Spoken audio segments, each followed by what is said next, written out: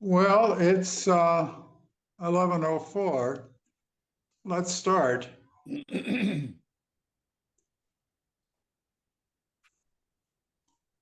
And what I'm curious about is what surprised you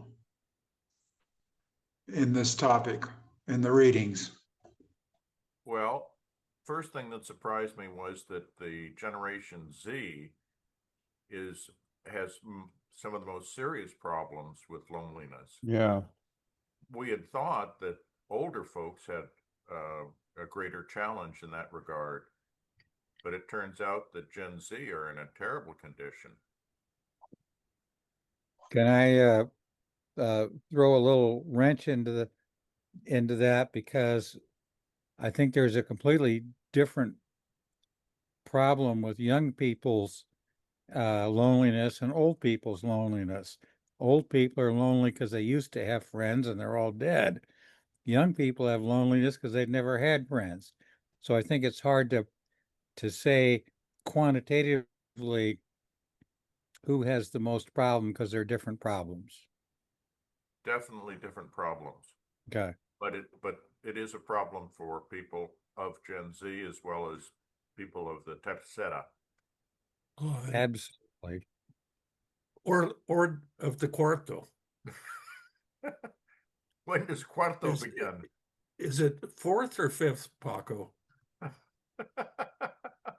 That's the fourth. I just found out, by the way, in Ecuador, if you're in the tercera edad, you get all kinds of special privileges that I'm looking forward to in a couple weeks when I go there. For one thing, you don't have to stand in line. If you're in government offices, they take you right to the front of the line and they have a seating area for all the people in tercera edad. I'm definitely in tercera edad.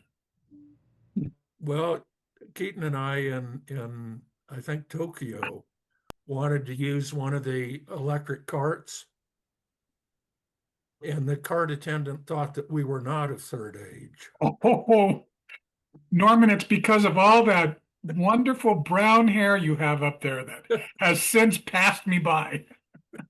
Yep.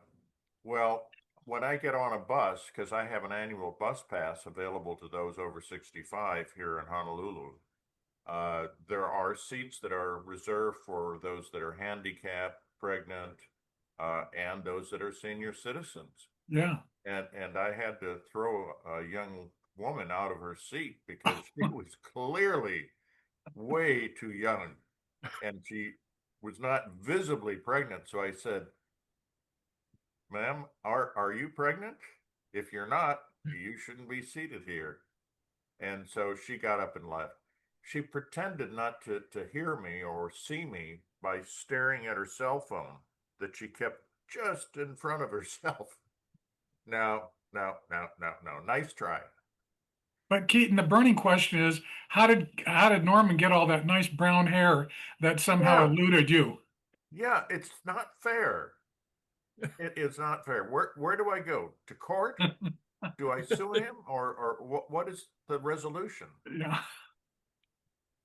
Kate, I have So a question for you. Why were you surprised that the Gen Zers were so lonely? I thought that was fairly public knowledge. Well, I don't know. I follow the news. I watch hours of news every day. I start with Deutsche Welle, then I go to France 24, sometimes Al Jazeera. Of course, I watch PBS at noon here. But no, I had not really heard that that was such an issue. What I'm aware of is that in South Korea, many women have just stopped dating. And of course, the birth rate reflects a minor problem. If you don't date, you don't get pregnant, you don't have children. Now, And Kate, just because you're getting turned down a lot in South Korea doesn't mean it's a real demographic. Are you? it is, I assure you. Okay, all right. The It's last not time just I was in South Korea then. was in 1988. So Okay. it's not really relevant now, but yeah. Well, Jim pointed out that depending on who you read, it was a different demographic group that suffered loneliness, including middle age, uh, uh, young people, middle age, and old people, And poor people. and Yeah, poor I was just people. going to say that the greatest emphasis to me, and this is another surprise, it's not the people in the richest countries that suffer the most loneliness. It's people in the poorer countries, poor to middle income countries. You would think that with all of the, screens, I'll call them, whether it's cell phones or computers that we have, that this would create more loneliness where people would be in their basements playing video games or whatever rather than getting out and meeting people. But apparently that's not the case. Apparently in poorer countries, there is more loneliness. Go figure. There maybe I can make an observation. When I got back from Mexico in 2016 and went back to teaching at the community college, I was teaching a communication class, and all of the students were like 18 and 19, and I would bring up topics that most of the time people would be interested in discussing and topics, and they didn't say anything. Hardly any of them did. They were looking at their phones, Oh, or they were, and one of them even told me that when we go to parties, we sit there in groups and we'll look at our phone and discuss things over the phone with people that yep, are at the party and yep. make comments about other people. So I'm thinking, I really do think that this digital focus that the young people have interferes with their ability to be comfortable talking face to face and in groups. And I Absolutely. think that must lead to some degree of isolation. I agree completely. Yeah. And that's why I thought that the wealthier countries where they had more screens would mean Mm. more isolation in rich countries and more loneliness, but apparently not. Well, there Although, may be different reasons for loneliness. well, poverty is one of them, Yeah, and another is if you're discriminated against because, say, you're black, right. because you're Asian, or because you're gay, uh, or you're a cross dresser or whatever it is, that can contribute to isolation and loneliness. When you say poverty, I was interested that the people who make less than 30,000 are much more lonely than people who Mhm. make more money. Yeah. Keaton, did they disaggregate that by cultural, where you live? Because I just don't know this obviously, but the times that I have spent in Mexico in some poorer communities, and now this is many years ago, they did seem to have some very strong community ties. I'm wondering if in different cultures, and I'm particularly thinking maybe United States, if that dynamic changes based on cultural factors. Absolutely. And our culture in the United States is not of what do they call it? Families that are extended to many generations. Each generation seems to be on their own. Whereas, say, in Singapore, uh, three generations together, grandparents, parents, and children are likely to be together. So I would think that would mean less loneliness in all probability. Well, and what I was thinking about that, it seems to me, and again, I'm just spitballing here, so, tell me where I have this wrong. But it seems to me that in the United States, where money plays a part, is okay. For instance, I've got the money to join the golf club. I've got the money to join the tennis club or whatever. In other words, it seems like there are some social structures available that do have certain thresholds of income that if you don't have those kind of resources are going to be preventative in the United States. Whereas, again, this is many years ago in Mexico. All we needed was a big picnic table outside. And I mean, there were 30, 40 people present. We slept on cots outside, over with the overhang. This was in a church in not Hermosillo, but uh, Guaymas, I believe it was. But anyway, I'm taking a very small sample. but it was, there wasn't any money that was needed for rich social interaction. Whereas in the United States, particularly today, I'm wondering if, money is sort of a component to getting involved in social activities. A I mean, lubricant, that is maybe. definitely still true about Mexico. You go to the Malecon or the beach, and every evening or weekend, there are huge groups hanging out together. What Scott and I found interesting, we listened to the one about male loneliness. I think Galloway was it was a podcast or something. It was one of the videos that you sent, Bob, and it was talking about. And I think this is specific to the United States, although clearly doesn't fit this group.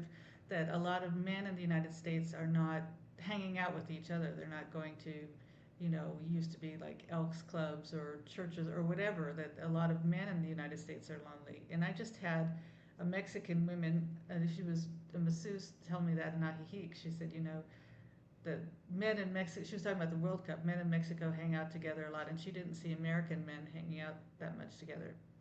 I thought that was a very interesting podcast that you sent, Bob. Joyce, I have trouble hearing you. I don't have trouble hearing others, so I don't know if your microphone is on the low end. But one of the things that I noticed is that in the United States and Europe, far fewer people are going to church, to temple, to, whatever religious service. And that used to be a place where people would congregate and talk and Yeah. make new friends and so forth, and find their spouses, very often. And that's, been in decline for many years.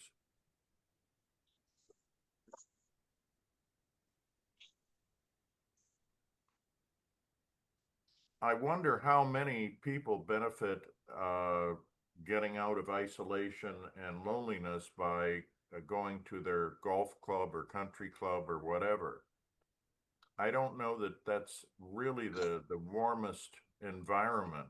It's my thinking is it's kind of like, look at me, I'm so wealthy. I arrive in my, Mercedes or my Rolls Royce or whatever at the country club. I think more, well, what we do here in Honolulu is we have what's called Meetup. And it's on the internet, and you go there and you can join a meetup at no cost. And for instance, I have one that I go to on the weekends, which is French language. So we all speak in French for an hour. And of course, there's a bond because we all speak French, but also because these people are all pretty well traveled, or they wouldn't be speaking another language. Or you might go to another meetup that I go to, which is a secular society. These are people that are, secularists, that they're maybe atheists, maybe agnostics, but unlikely that they're deeply religious. So we have a way of meeting people that are like-minded, shall we say. And that's one of the ways that I get out of my isolation. How about using an AI robot? Yeah, I was fascinated by AI companions. And I went to AI to find out what applications, and there were two that they cited as being good AI companions. Well, there was a TED Talk that I hope we all watched, where a woman had created these companions and now said they're being abused, but AI could provide a solution to get you out of loneliness and away from these AI companions, which actually she felt are doing harm, preventing people from getting out and meeting face to face. Yet she developed an AI companion, Exactly. a boyfriend that had died. She recreated him. Recreated him, yes. I remember hearing about a study that in Japan, in seniors' residences, a lot of people much prefer AI robots because they're nicer and friendlier than real people. Yeah, but it's not true companionship. and it will, divert your attention from making legitimate human friends. Now, I but if it makes you happy, what does it mean about something being legitimate? You can It's say that the same simple. thing about heroin. Just because it makes you happy doesn't mean it's something that you should do. Thank you, James. Except that under heroin, you're not lonely, eh? With Well, heroin, you you're can not be. there at all, or so I'm told. It just seems to me that if somebody's talking to an AI companion, they're aware of the fact that they're talking to a machine. And so it must seem very shallow. I can't understand why people would really find uh, happiness in knowing that they're talking to a machine and that doesn't have any stake in the conversation. It's called denial. People are very good at not knowing what they don't want to know. Yeah, They I don't guess Yeah, want so. to I know. agree, James. Or else having something is better than having nothing, Yeah, maybe. I think that's it. It's a void, and if you can't fill it the most healthy way, you'll fill it in an unhealthy way. Bingo. Like masturbating with sandpaper, right? Whatever it takes. Excuse me. Do you Were you think that surprised? Were Hmm? you surprised at the fact that the numbers on the young people were pretty consistent worldwide on a global basis? Yeah. That was surprising. I'd forgotten that. Thank you for reminding me. do you And I'm think not sure anyone's really, doesn't that tell us that there are a lot of different reasons for loneliness? If it's that widespread, doesn't it mean we can't just blame AI? We have to look around a little yeah. farther afield. Can I ask you a question about that?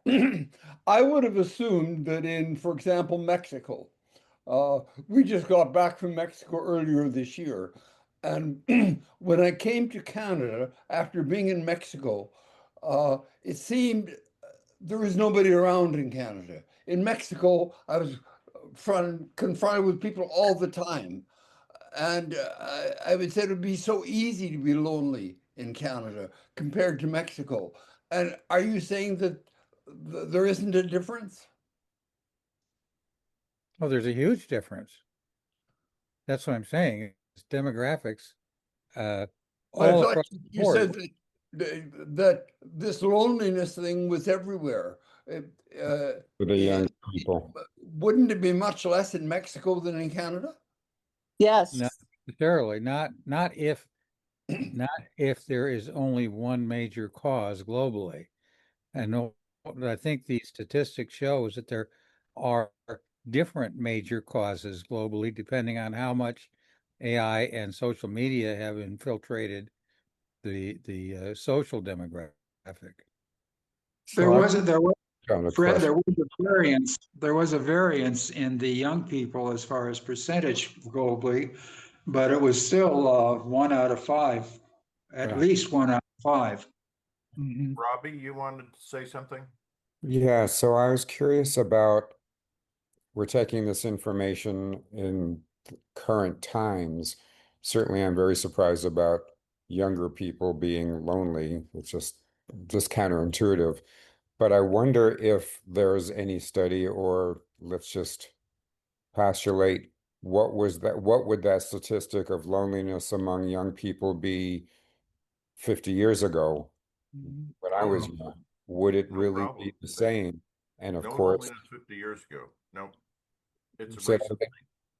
yeah, and that's my point, is I wonder, because I'm just going to assume that loneliness was not an issue with young people 50 years ago or whatever, that that begs the question, of course, what's different now than then? And of course, the glaring thing would be, I'll just say technology, which includes social media and AI and, that isolation. It just seems so, maybe simplistic, but obvious to me that technology is the evil thing causing the loneliness. And there's many levels of technology that would explain it. because There's two Robbie, reasons I for think that. also that one of the articles pointed out that the culture has changed to the point where we're more individualistic today. And a lot of people, their home is their whole life. And whereas before you had to depend on your neighbors more. And like you see that in Mexico all the time. The reason they're connected is because they're depending on each other. And we've created a culture in the United States of being very individualistic, which I think has to lead to more loneliness at all levels. that's kind of the main reason that I was interested in coming to Mexico or learning it after a visit is Yeah. that, very generally speaking, Mexico seems to be the Latin culture seems to be a culture of community and family and connectedness. And the United States is a culture of rugged individualism, me, myself, and I, and such. And I go back again to technology. I remember years and years ago, um, you'd need an accountant to do your taxes. You'd need Hallmark to make a greeting card. You'd need all these things. And now there's an app and a technology for everything. So I can do my own taxes. I can make my own greeting cards. I can self-transact everything because there's an app for everything. So you don't need people. You don't need to go out, and it's just, again, I'm just going to throw out there that it has to be the um, exponential growth of technology that's causing a major shift, in one of those negative byproducts is loneliness. Joyce? Yeah, I'm going to lean into my computer. Hopefully, you can hear me better. But it's Yeah. not just technology. I actually read something some years ago that was blaming air conditioning for some of the loneliness because in Mexico and like in Bucerias where I live in the summer, it is hot. And a lot of those little houses are really hot. Everyone hangs out on the street, they're chatting. Whereas in the United States, everybody goes inside, turns on their air conditioner, does not sit on the porch or any of that. And so I think there's a lot of factors. A couple of people have said that fall into this loneliness. Joyce, interesting sidebar to that. I think that's a great observation. I had a friend who grew up in Philadelphia on, Philadelphia row houses. And Yeah. front porches where people hung out then, and everybody was on because they didn't have air conditioning. This is back, in the 50s and such, not in Philadelphia. So they hung out on the front porches, and the kids were playing in the streets, and the adults were on the porches, and they were coming over and visiting and such. Well, of course, the minute you get air conditioning, well, because the front porch in the evening, that was the place to get cool. And the other thing I was going to say, Robbie, I think the other point that you're making that's good is, remember, before we had cell phones and before we had AI, we had video games, and that was a factor in keeping kids inside and playing. Because one of the variables that I saw was it's how much time you spend outdoors. And when I was a kid, of course, I grew up in Los Angeles area in Southern California. We were playing basketball in January. Didn't matter, and we had a big park near our house. That's why my mom moved to where we moved in Southgate, because they had a huge big park. I grew up in that park, playing with friends. And I really thank her for doing that because it really was a positive thing for my growing up. And nowadays, the police would arrest your parents for allowing you to play with strangers in the park. I mean, it's crazy. Yeah. And the Yeah, other I I would- read the study about a town in eastern Pennsylvania, and a cardiologist visited to see a friend there and was amazed to find that nobody there ever had heart attacks. Nobody died of cardiological things. And they studied it and studied it, and they couldn't figure it out. And then about 20 years later, they became the average around America, and everybody started having heart attacks. And what the studies seemed to show, this was an Italian community. And for years, the people had been there were living all by themselves. They couldn't get away from each other, and they had no heart attacks. They smoked. They did all the things that normal Americans did. They still didn't have heart attacks. But then when they started to say, we don't like living all together, we want to have our own home and be separate. And when they started to do that, they started to get heart attacks. There's something in being in constant thing with other people that prevents some of these problems. Is that also attributable to loneliness? That certainly in those communities, I expect you could never get lonely. You just wish people would go away sometimes. Yep. There was one study that linked the loneliness factor to the equivalent of smoking 2 packs a day. Yeah. To answer your question, one other observation.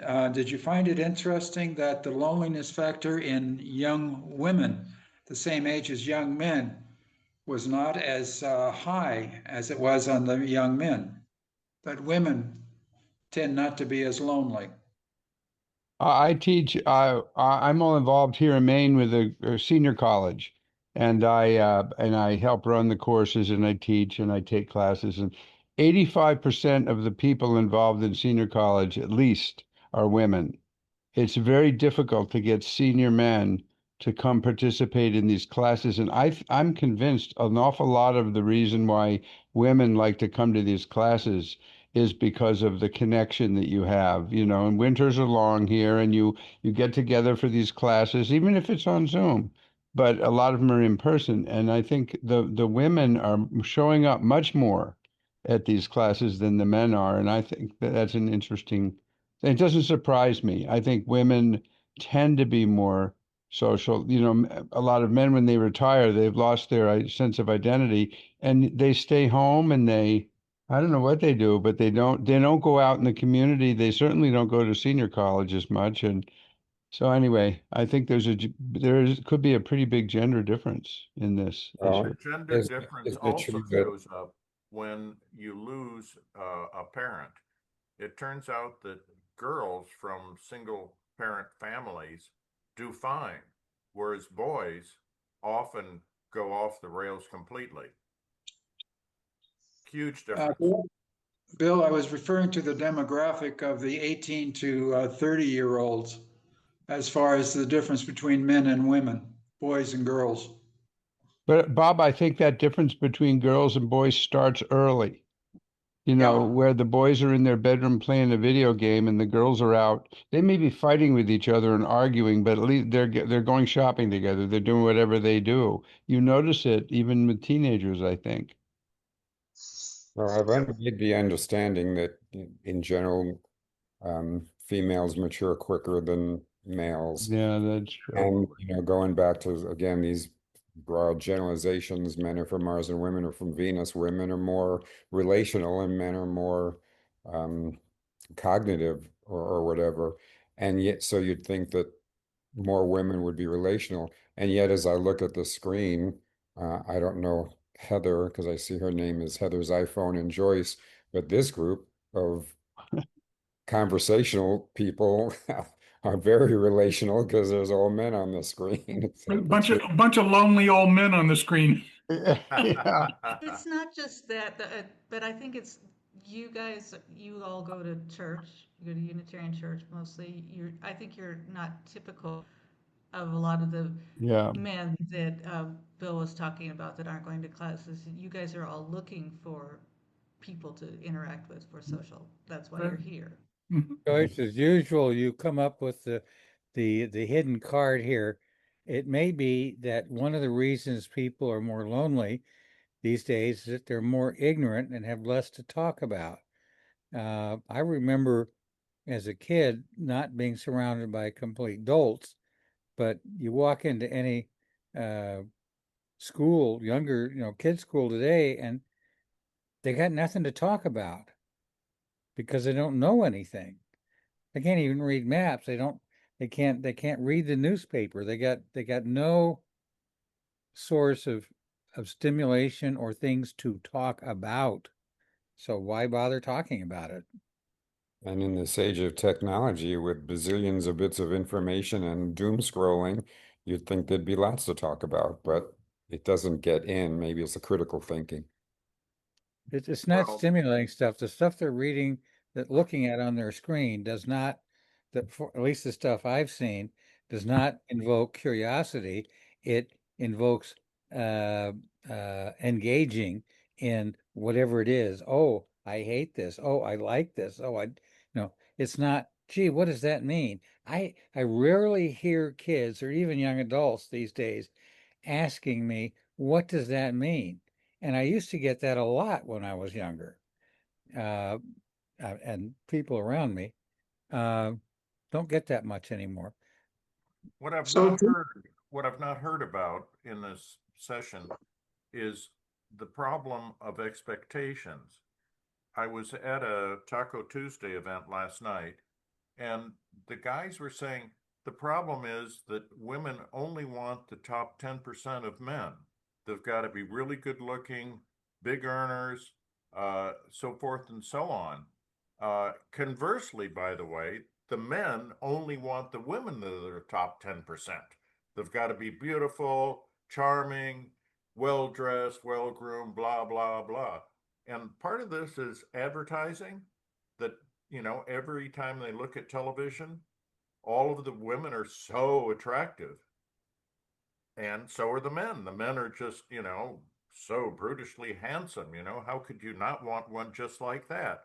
There must be millions out there just like that. Well, there aren't. And I think that's one of the challenges is in accepting that you're not going to get the top 10%, especially if you're only in the bottom half. Or worse. Or Yeah, I was gonna say, yeah, really. Right. go by this group and you really get a low average. There you go. No, this Maybe- is a guy who's like 80 years old, walking with a cane, and he expects to get a beauty queen. Well, ain't gonna happen, dude. I already got one. The cane? No, the beauty queen. All right. That was when I was a lot younger. But yeah, Oh, okay. going Okay. out now with an 80-year-old as I am with a cane, nah, ain't gonna work. So there was another question in the readings that I was curious. What's the difference between loneliness and solitude? Oh, that's one I Oh, wanted to talk about. Huge. Pardon? I Go said, for it. when I lost my wife 7 years ago, it was right before the pandemic, and I was lonely after that happened. And then the pandemic hit, and I was very lonely because it was like stuck at my house. We all were going through that. But then I reached a point after the pandemic where I realized I still have a good life and I can be happy. I'm not interested in marrying anybody again, but I have lots of friends and I put on a lot of dinner parties and I do the senior college and I have a very rich life but I enjoy my solitude at the same time. And I think the article that made the point about the distinction between loneliness and solitude was right spot on. And I think any of you that I know, Bob, you've dealt with this already, but dealing with, especially for those of us that have been married for 40 some years, to suddenly lose your spouse is disorienting. But I think that there's a huge difference between being lonely and being centered in your solitude. I just thought that was a really good article, and I'm enjoying my solitude, even though I have people keep trying to fix me up with different people. I said, "Oh, I'll be friends with you, but that's okay. I enjoy my freedom and my solitude now." Well, I that's- think one of the differences is that people that are stupid as a rock do not enjoy solitude as much. The Mm. brighter you are, I think the more you're going to enjoy your solitude. It's a key indicator of intelligence. Intelligent people are much better off on their own. Well, it's intelligence, I think, but it's also do you have the social skills to engage, to reach out to people and take the risk of asking people to do things? It's part of it is, you're right, is intelligence, but part of it is also the inclination to take the risk of putting yourself out there Yeah, to other people. but your personality matters, no question Yeah, about yeah, it. your personality. Another variable, I think, is the capacity and the enjoyment of reading big books. I mean, this has been another factor that, we talk about the screens phenomenon. They read short snippets. I've been reading, things from, professors of English classes, and it's just impossible practically to get anybody to read, a book like Moby Dick or, Anna Karenina or whatever, because of course they can read summaries of them and probably pass the test. And as opposed to the real enjoyment of digging into a wonderful piece of literature or whatever, and pursuing it through from tooth to tail, that's not as common anymore. I had one quote I also wanted to share, I think along these lines, Bob, that I found very helpful. This is a quote from Horace. I was kind of bumping around in this topic, and the quote from Horace was, "It is not easy to find happiness in ourselves, and it is not possible to find it elsewhere." And I thought that was a really insightful quote, because I do ultimately think our relationship with ourself is the most important relationship that we have. But I also think our relationship with others is what helps us to have a good relationship with ourselves. And that to me was sort of my interpretation of the quote. But I think there's a lot of truth in the idea that ultimately we have to find it in ourselves, but we find it through our friends. And I think that to me is the key factor. That's really interesting. Books, people just stopped reading. It's horrible.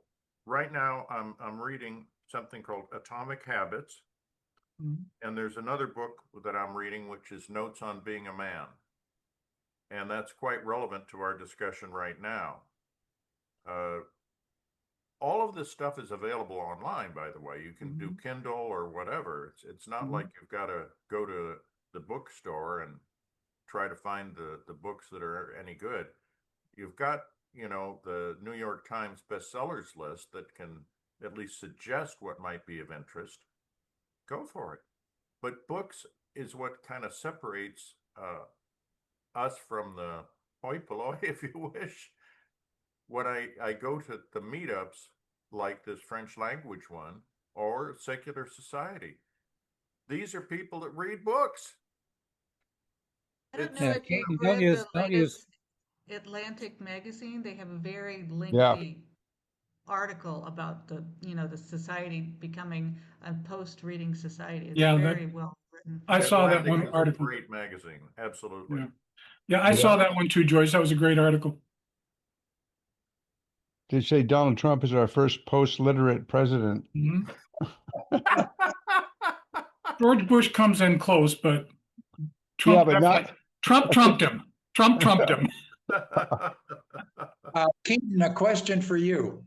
Please. On Notes on Being a Man. That's a Scott Calloway book, right? Yeah. It is. What was your impression of that book, or what did you get as a takeaway from it, that book? I have gotten as far as the first page, so I can't give you any thoughts on it yet. I will be reading it, and next time we meet, maybe even on the Friday Zoom, I'll be able to answer that. Okay. Sorry. Again, that goes back to the Skokomish and Galloway dialogue on that video. So what it is to be a man, and what boys are not having any male role models, or the models they're having are what they get either from pornography or AI or from Movies. matches. Yeah, absolutely. And pornography is one of the contributors to this problem, that men are trying to find perfect women when there's so few out there. They see pornography or movies, and they see these beautiful, beautiful women. And the women are doing exactly what they want, giving them blowjobs or whatever. And they figure, oh, yeah, if I go on a date, I'll certainly get a blowjob and more. And it's not reality. So they get disappointed after a couple of dates. They try with a couple of women and they say, this doesn't work. And they go back to their pornography. It's no wonder women don't date. That's exactly what I was thinking. No doubt. Who can blame them?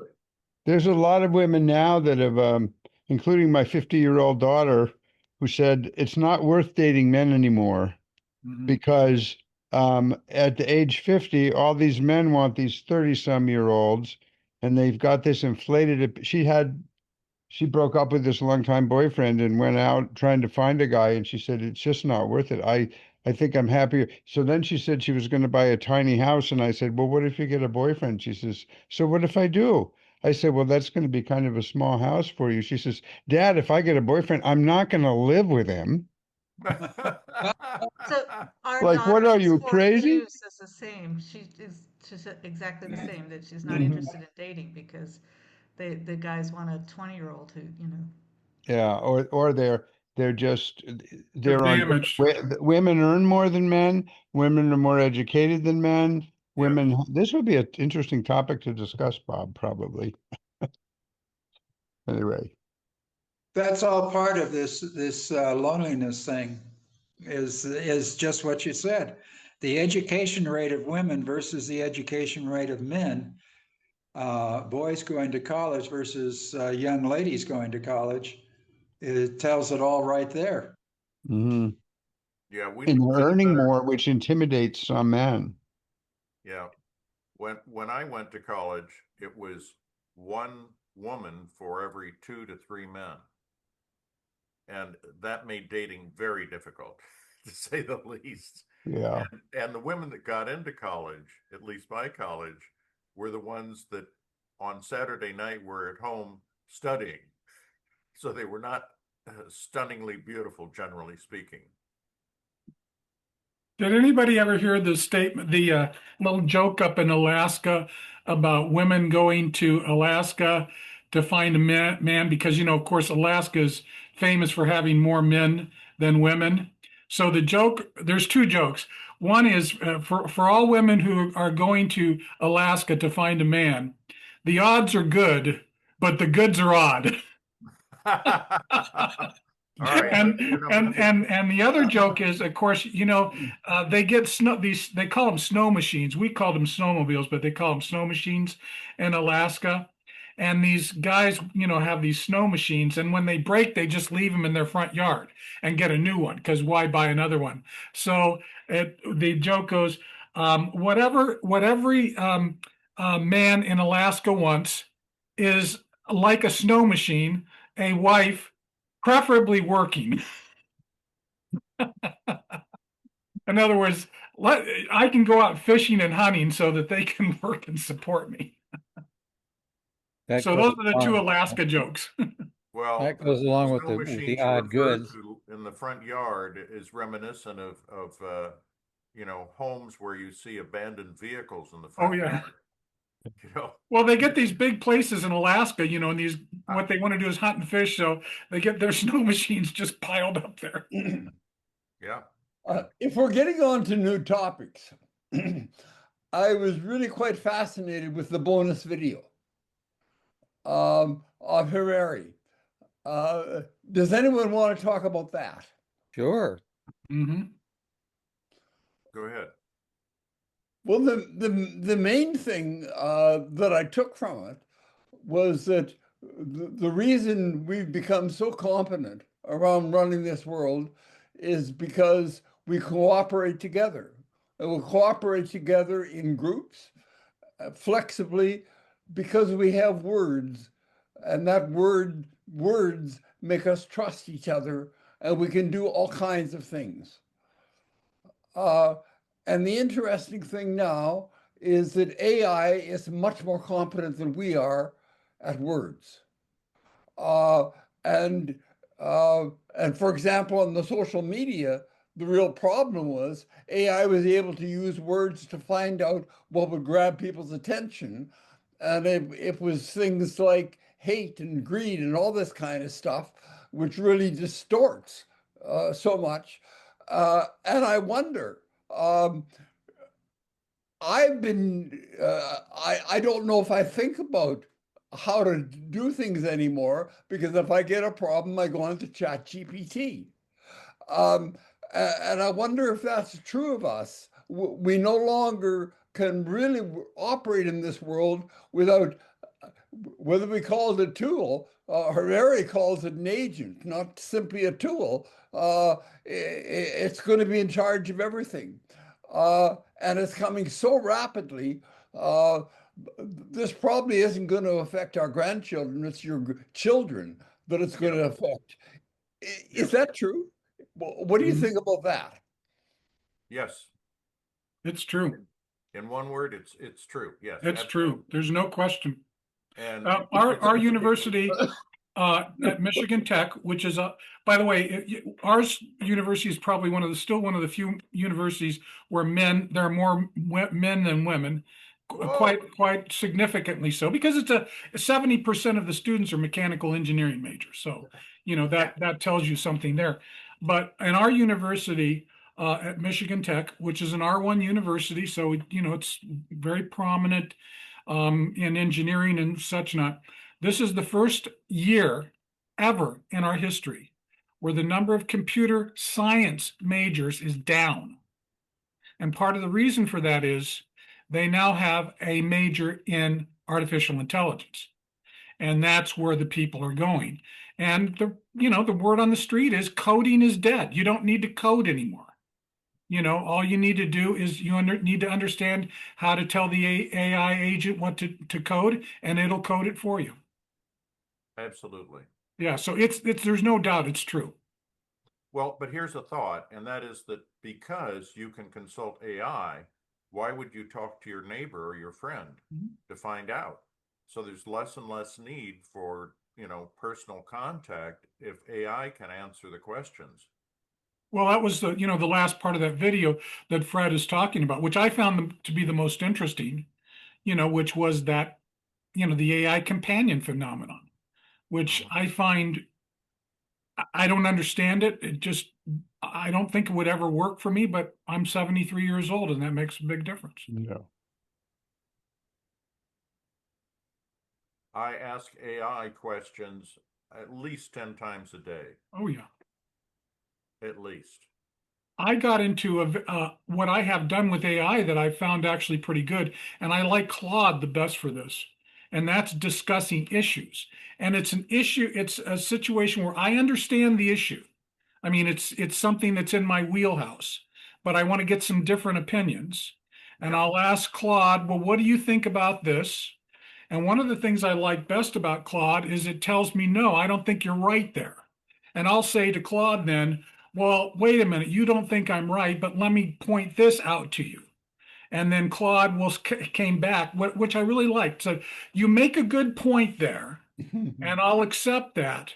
And I'll modify my statement, but I still think you're wrong and I'm right. And it gave me the reason why. And I told Claude, thank you for not agreeing with me. But that's a very different kind of thing because I'm looking for information. I'm looking for, I'm not looking for companionship there. I'm looking for the information that Claude has. And at times it's pointed out to me some facts that I can check. And I forgot about that. Thank you for reminding me of that point. But that's obviously a different deal than going into it for any kind of emotional support or whatever. You probably don't really need to thank him, Mike. No, I didn't. I just wanted to be polite. You got to remember, my favorite quote from Nietzsche is that, be cheerful and kind. So I wanted to be kind. You can't help it. I know. But Claude thanked me for it, so. Yeah. Well, this is a polite guy. I've got to give him an answer.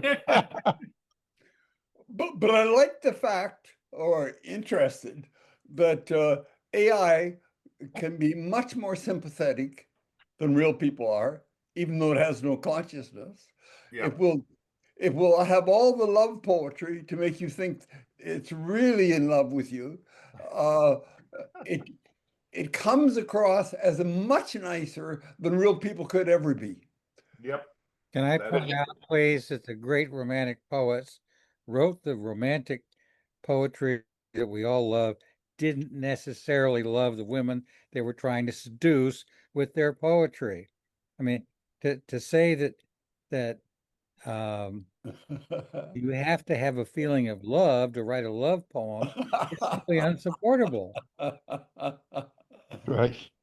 To answer your question a little bit, let me make an observation of what I see when people are using it.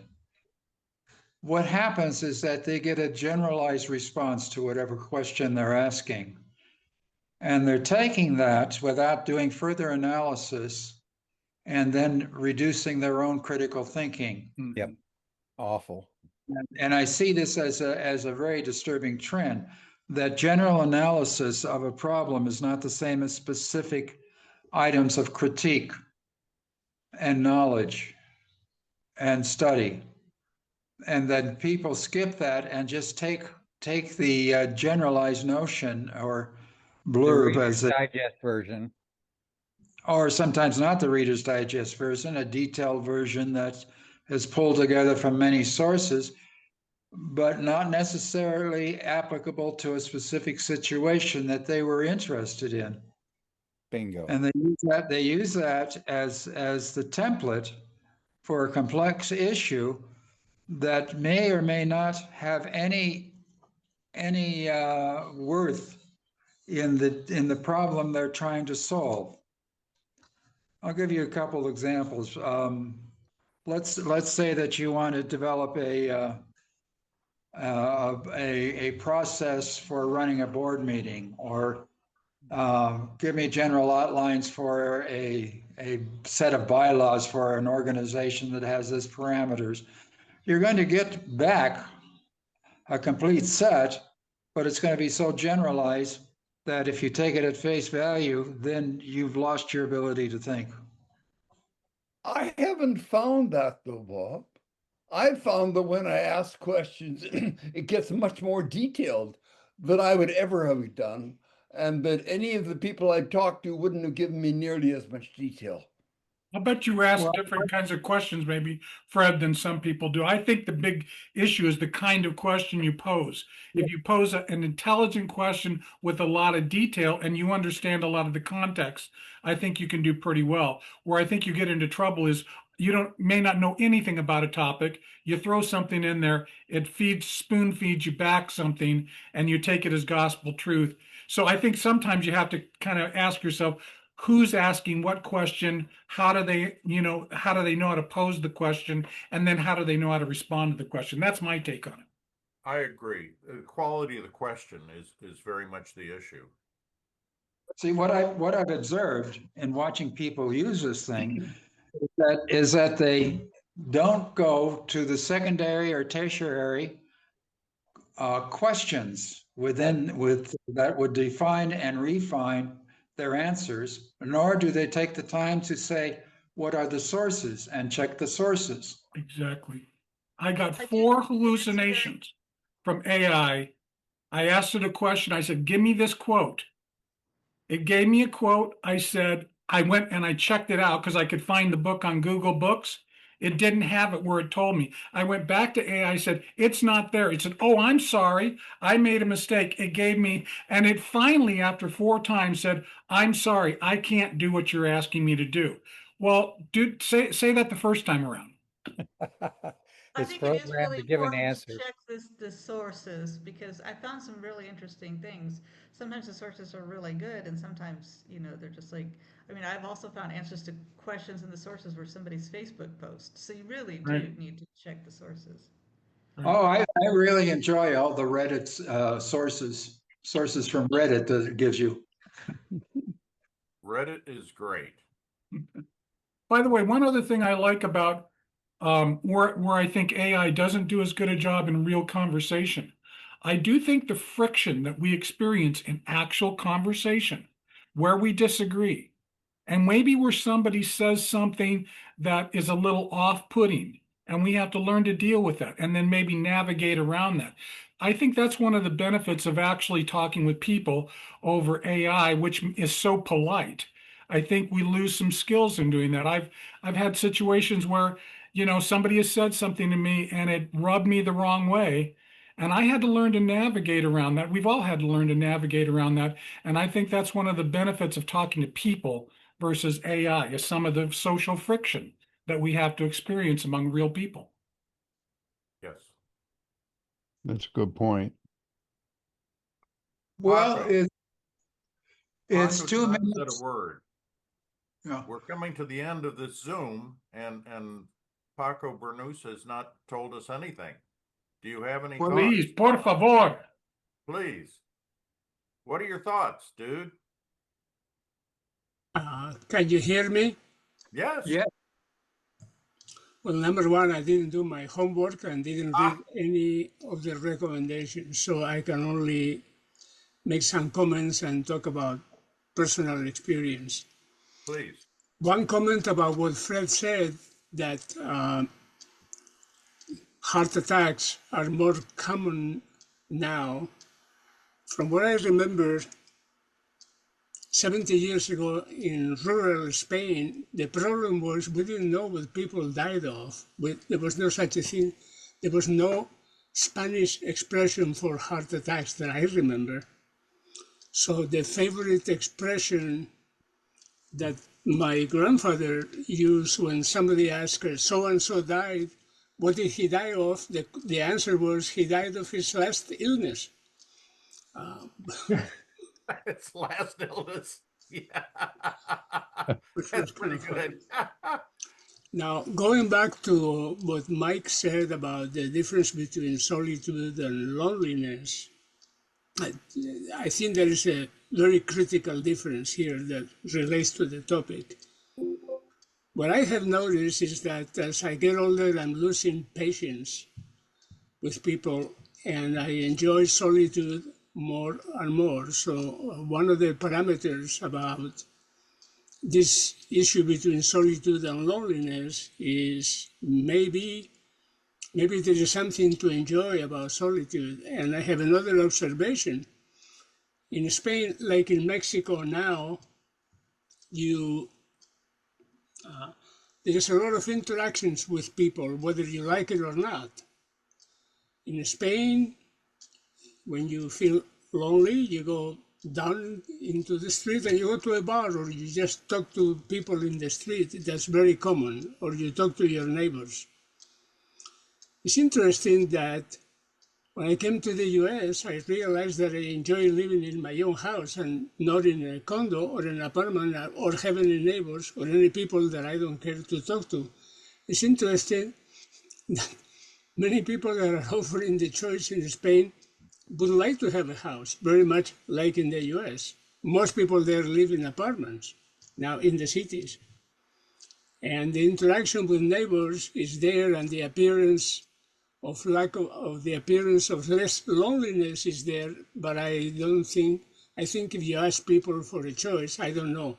James can report about that because he lives in Spain. James, what do you think? I think you've raised, as always, when you speak with us, very interesting point, is that you can be lonely surrounded by people. Yeah. And I think that is something you've raised here, and I'm very glad you did. Here in my little pueblo, the reverse is true. Everybody has their own little house. And so we have a twice annual neighborhood block party where 150 people show up. So everybody knows everybody in my pueblo. But your point, I think, is a good one. It doesn't matter where you live, even if you're surrounded by 1,000 people, you can still be lonely. And that's something that gets lost in the literature. I don't think any of the readings I can remember for this month talked about that fact, that loneliness isn't about social contact, it's about not making connection. And I grew up on a sheep ranch where I spent most of my youth basically alone, except when I was at school. The nearest kid was 6 miles away. So, and both my siblings were off at school. So, and I loved it. I mean, I had my horse, I had my reading, I had my work. I mean, when you got home from school, you were out in the field doing work. I don't remember having a boring microsecond as a kid, and I spent most of my time alone. So, like I'm saying, you can be alone you can be lonely in a multitude, and you can be perfectly happy in a vacuum. any last words before I tell you what's up for next month? We can't wait. Let's hear it. Okay, well, there's a word called zeitgeist. I'm sure you're all familiar with it. It means the spirit, general mood of a particular time period. The ideas, beliefs, and cultural climate that are common in that era. Next month, we're going to look at the current global zeitgeist and compare our current moment with other historical time periods. And this is a global view, not a Trumpian view. Muy interesante. Yeah. So that's How do you spell that? zeitgeist, Zeitgeist. It's a German word that literally means time spirit. Spirit of the times. Spirit of the times. We look forward to the reading, Bob. Yep. Great. Yeah, Thank you. I've already started, and there's some interesting stuff. Good. Que bien. Forward. Yeah. So I'll see you all next month. Super. Yep. Hasta entonces. Thank Nos you, vemos. Bob. Thanks for hosting. Thanks, everybody. Thank you. Bye. Bye-bye. Bye. And James, I've got a letter coming to you soon. Excellent. Excellent. Thank you. You're Yeah. keeping me alive and well. Yeah. Good. All righty. Take care. Bye-bye.